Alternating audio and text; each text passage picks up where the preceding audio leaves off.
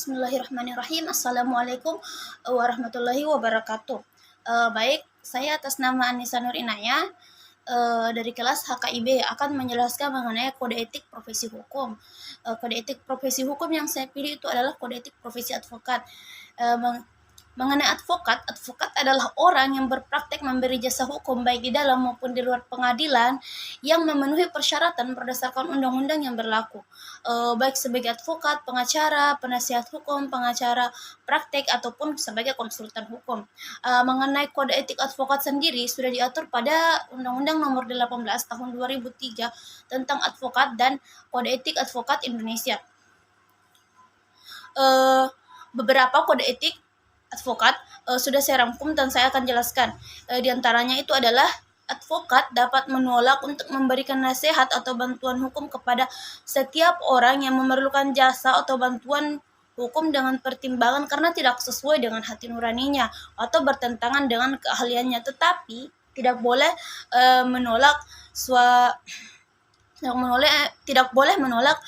dengan alasan perbedaan agama, perbedaan kepercayaan, perbedaan suku, perbedaan keturunan, perbedaan politik, serta perbedaan keadaan sosial.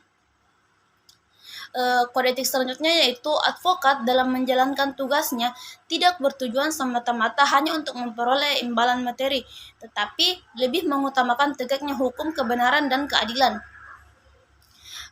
Selanjutnya, advokat dalam menjalankan profesinya adalah bebas dan mandiri serta tidak dipengaruhi oleh siapapun, dan wajib memperjuangkan hak-hak asasi manusia dalam negara hukum Indonesia.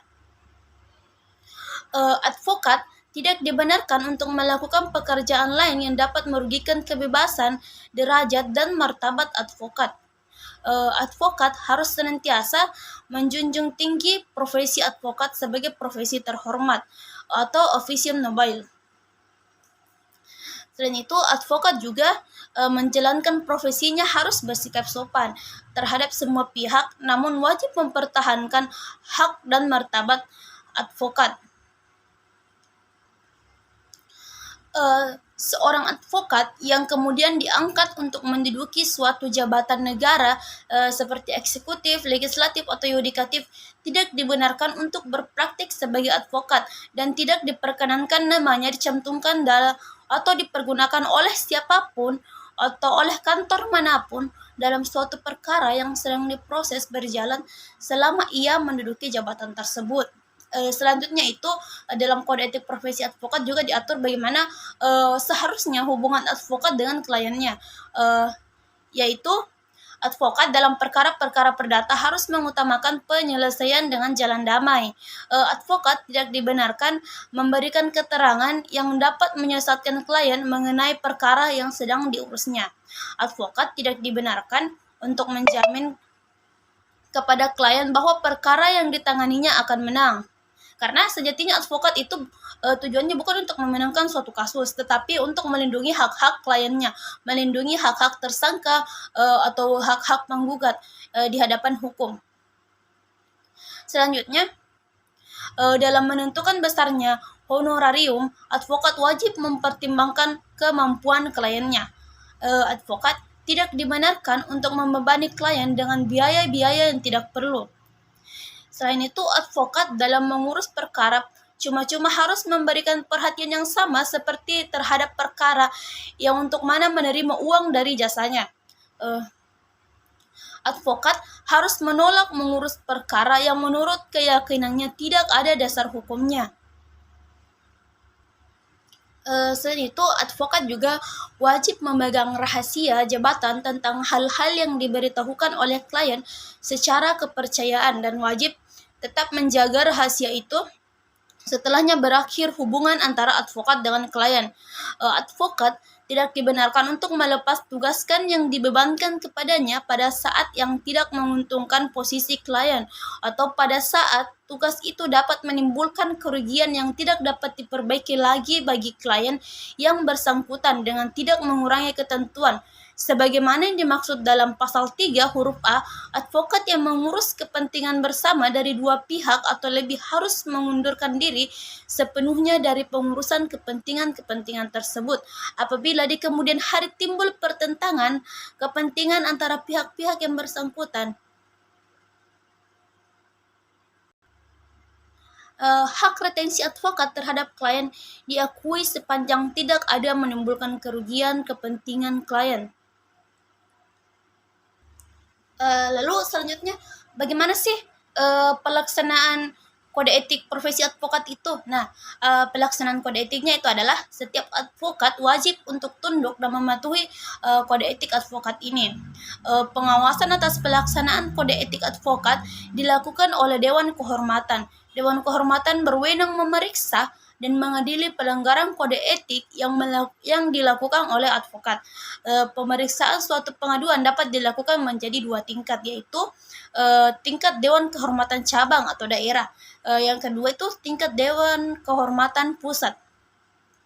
Dewan Kehormatan Cabang atau daerah memeriksa pengaduan pada tingkat pertama dan Dewan Kehormatan Pusat pada tingkat terakhir. Segala biaya yang dikeluarkan dan dibebankan kepada Dewan Pimpinan Cabang atau daerah di mana teradu sebagai anggota pada tingkat Dewan Kehormatan Cabang atau daerah. Dewan Pimpinan Pusat pada tingkat Dewan Kehormatan Pusat organisasi di mana teradu sebagai anggota pengadu atau teradu. Lalu yang paling penting, sanksi-sanksi jika terjadinya pelanggaran kode etik profesi advokat.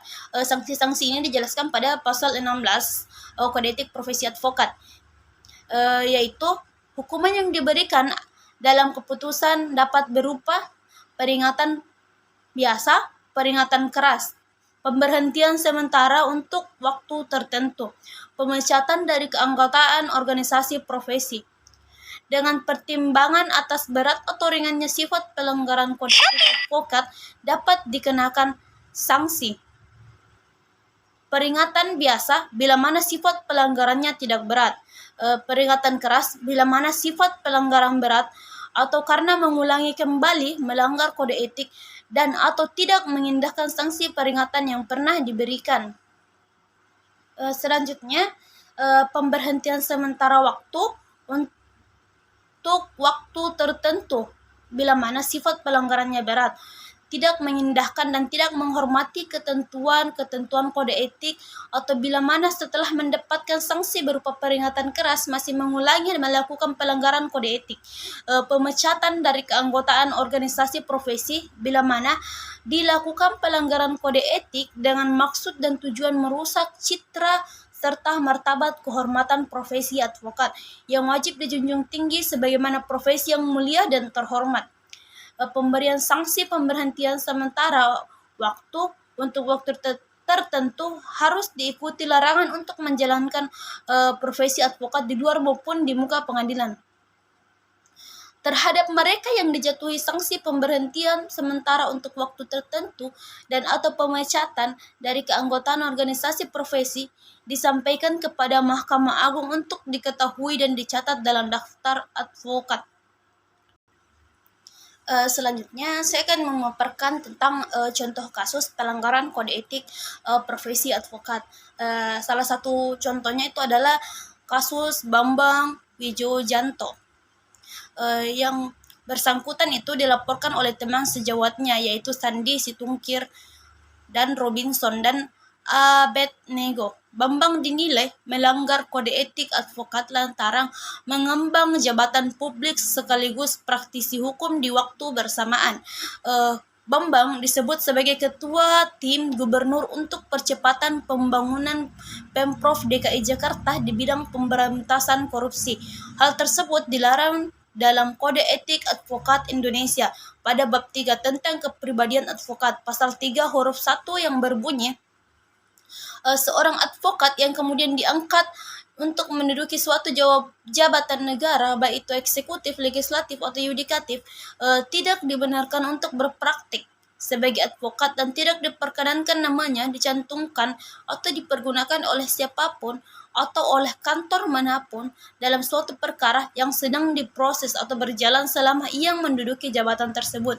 Dalam Undang-Undang Nomor 18 Tahun 2003 tentang advokat, pasal 20 menyebutkan bahwa satu, advokat dilarang memegang jabatan lain yang bertentangan dengan kepentingan tugas dan martabat profesinya.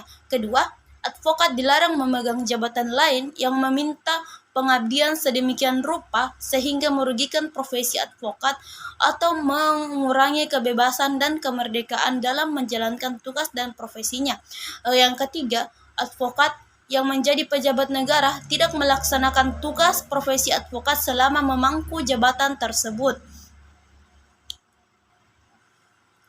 Atas dugaan tersebut, Bambang Wijayanto dilaporkan oleh Perhimpunan Advokat Indonesia atau yang biasa disingkat dengan Peradi.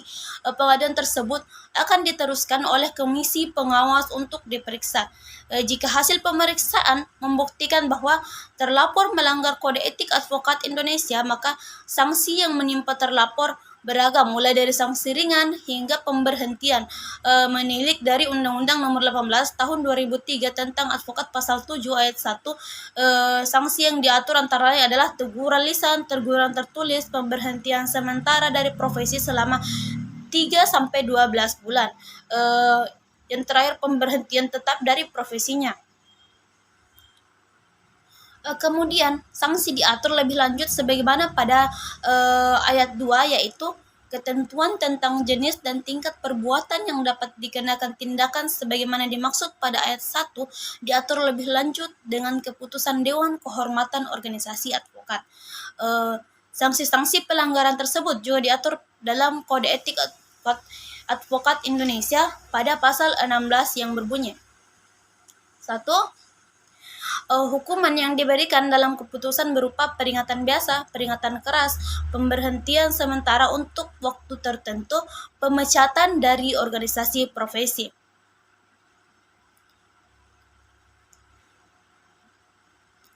Dengan mempertimbangkan atas berat atau ringannya sifat pelanggaran kode etik advokat, dapat dikenakan sanksi peringatan biasa bila mana sifat pelanggarannya tidak berat, peringatan keras bila mana sifat pelanggarannya berat atau karena mengulangi kembali melanggar kode etik atau tidak mengindahkan sanksi peringatan yang pernah diberikan, pemberhentian sementara untuk waktu tertentu bila mana sifat pelanggaran yang berat, tidak mengindahkan dan tidak menghormati ketentuan kode etik, atau bila mana setelah mendapatkan sanksi berupa peringatan keras masih mengulangi melakukan pelanggaran kode etik.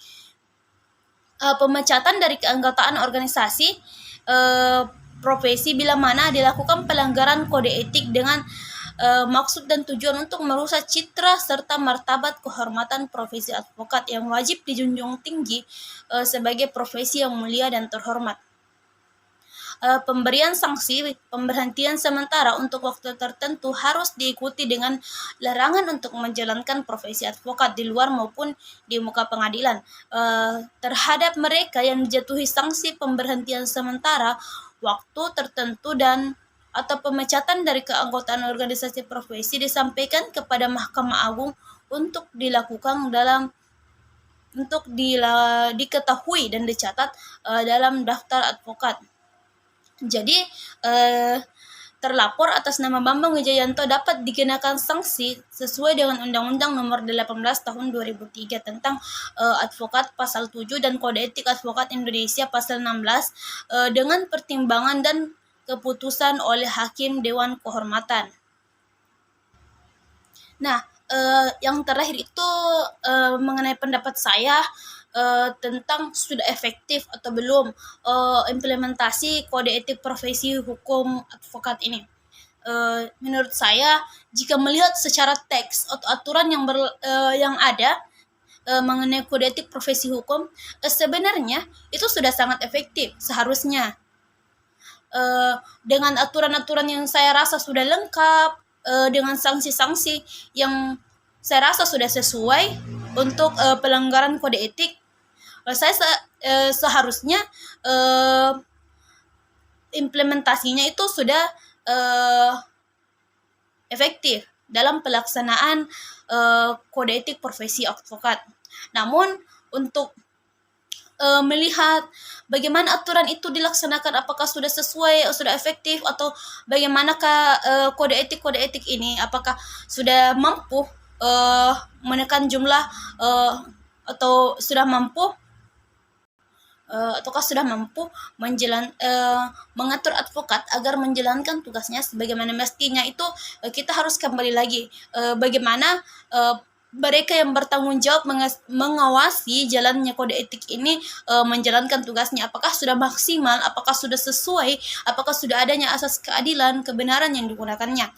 Karena walaupun bagaimana aturan yang berlaku, aturan yang disusun secara lengkap, detail, jika yang memperlakukan aturan tersebut tidak dapat berlaku adil, maka itu sama saja. Jadi jika ditanya mengenai implementasinya apakah sudah efektif atau tidak, kita kembalikan lagi kepada penegak-penegak keadilan atau yang mengawasi kode etik profesi advokat ini.